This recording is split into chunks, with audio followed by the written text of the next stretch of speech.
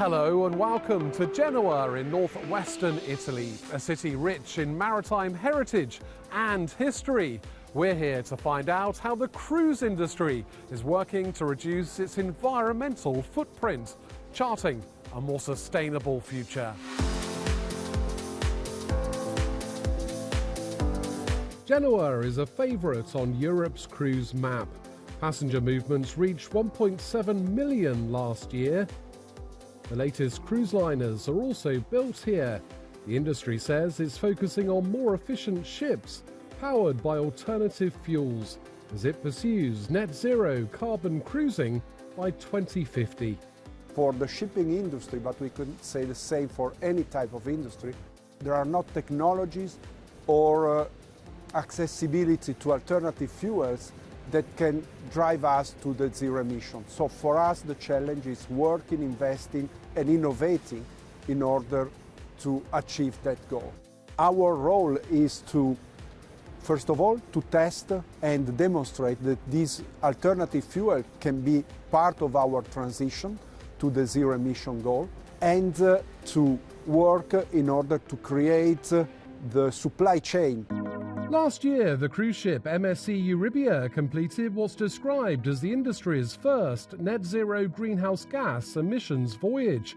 Operator MSC Cruises brought in 400 tons of bio-liquefied natural gas for what was a symbolic moment for the sector. The cruise industry is also pursuing batteries and fuel cells. This laboratory is run by technology company EcoSpray and the University of Genoa. Here the focus is on fuel cells, which could capture up to 90% of a cruise ship's carbon emissions and generate energy. They're trying different cells configuration, different materials, and they're trying to find the best way to mass produce in an industrial way those molten carbonate fuel cells. We believe that this kind of technology is one of the most suitable, if not the most suitable, for the passenger ships, especially then for the cruise ships. On board cruise ships, waste is being converted to energy, and in ports like Genoa, shoreside electricity is being installed. Cruise liners can plug in while berthed, meaning engines can be cut. All the EU's main ports must provide this by 2030. Shoreside electricity is obviously good to cut our emissions, but it is also for us one of the essential elements to work with the destination and make sure that cruise tourism is sustainable tourism. The EU is targeting emission cuts across the maritime sector. Last year, European Commission President Ursula von der Leyen christened the world's first container ship that can run on methanol. EU regulation is seen as key to unlocking the alternative fuels. What is needed at the moment is to create demand from the industry so the investors can put their money into production and make those fuels at scale. For that, we need to have governmental policy, we need to have regulations, and those regulations need to come at all levels.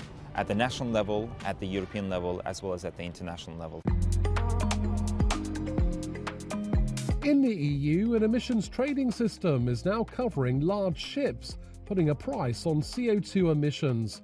And as part of the Fuel EU Maritime Initiative, dependence on traditional fuels will be gradually reduced from 2025 onwards. The EU has probably the most comprehensive setup when it comes to regulatory requirements. What I would also like to see is that that framework that already pushes several companies to go ahead will not end up penalizing the frontrunners. They are the ones who are testing solutions.